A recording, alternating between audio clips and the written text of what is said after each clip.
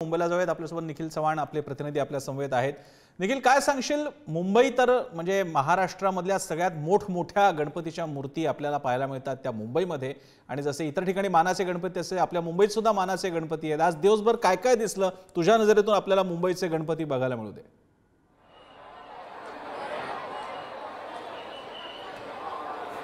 नक्कीच प्रसन्नजी, आता देखील आपण आहोत ते म्हणजे मुंबईतील अशाच एका गणपती उत्सवात, ते म्हणजे चिंतामणी गणेशोत्सवात। या ठिकाणी मोठ्या प्रमाणात भाविकांची गर्दी आज सकाळपासूनच पाहायला मिळते। आज पहिला दिवस असला तरी सुद्धा भाविकांनी मोठ्या प्रमाणात गर्दी या ठिकाणी केलेली आहे। चिंचपोकळी चिंतामणीच्या राजाचं ह्या यंदाचं 105वं वर्ष आहे आणि 105 वर्षामध्ये हा गणेशोत्सव साजरा करत असताना आपण भाविकांच्या माध्यमातून पाहू शकतो की चिंतामणीच्या राजाला किती प्रेम आहे ते या ठिकाणी मिळतंय।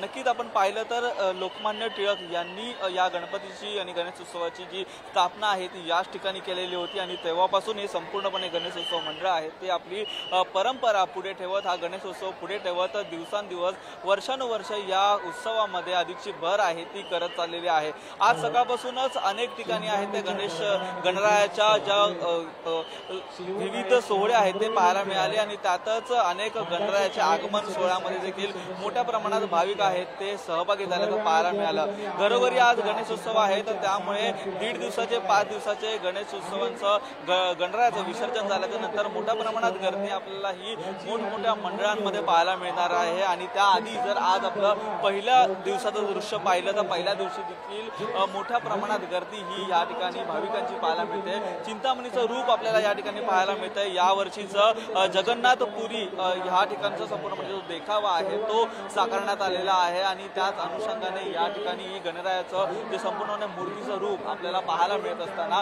यंदाचा गणेशोत्सव चिंतामणी उत्सव मंडळाकडून मोठ्या उत्साहात सहभागी होणार साजरा होणार असल्याचं देखील सांगितलेलं असताना यंदा आज पहिल्या दिवशीच मोठ्या प्रमाणात भाविकांची गर्दी आहे ती या गणेशोत्सवाच्या निमित्ताने पाहायला मिळते। प्रसन्नजी, निखिल, आपल्याला कल्पना आहे मुंबई म्हटलं की मोठमोठ्या गणपतीच्या मूर्ती हे आपल्यासाठी आकर्षण असतं आणि त्याचप्रमाणे लालबागचा राजा, मुंबईचा राजा, गणेश गल्लीचा राजा आणि असे सगळे हे गणपती आपल्यासाठी आकर्षणाचे केंद्रबिंदू ठरतात। खास करून कोणत्या गणपतींची चर्चा आहे आणि कोण विशेष आकर्षण ठरणार आहे? आणि त्याचप्रमाणे मधल्या काळामध्ये एक राजकीय वातावरण आपण पाहिलं होतं मुंबईसह महाराष्ट्रातलं टेन्स झालेलं आहे। लोकांशी बोलताना लोकांमध्ये आता सुद्धा गणेशोत्सवाच्या ठिकाणी आहेस, कसं वाटतंय? काय वातावरणाबद्दल सांगशील? लोकांच्या काय प्रतिक्रिया आहेत? नक्कीच आपण पाहिलं तर या ठिकाणी मोठ्या प्रमाणात नागरिक हे सहभागी झालेले असताना या ठिकाणी नागरिकांच्या मनामध्ये भावना आहे आणि नागरिकांच्या मनामध्ये भावना असताना ते या ठिकाणी भेटी देण्यासाठी आलेले आहेत। अनेक गणेशोत्सव मंडळ आहेत, त्या गणेशोत्सव मंडळांमध्ये आपण जात असताना भाविकांची मात्र या ठिकाणी जे प्रेम आहे ते गणरायाला मिळत आहे। आज या ठिकाणी गणरायाचं दर्शन घेण्यासाठी आलेले आहेत, काय एक भावना आहे मनामध्ये? एकदम चांगली भावना आमच्या मनामध्ये, नवीन ते पाठीमागे बनवलेच एकदम चांगलं वाटते आम्हाला, एकदम छान आहे ते। चिंतामणीच्या कुठे जाऊन आलेला तुम्ही गणेशोत्सवासाठी, गणपती मंडळासाठी कुठे जाऊन आलेला? आम्ही लालबाग गेलो आणि ते गणेश गल्ली गेलो, अजून पुढचे गणपती, हा गणपती बघून अजून पुढचे गणपती बघायला जाणार आम्ही लोक। गणपती बाप्पा! मित्रा, तू काय सांगशील? कुठे जाऊन आलास गणपतीसाठी? पहिलाच गणपती आमचा चिंतामणीचा राजा। नाही, खूप छान आहे। आम्ही जाम लांबून पण आलेलो आहे दर्शनाला।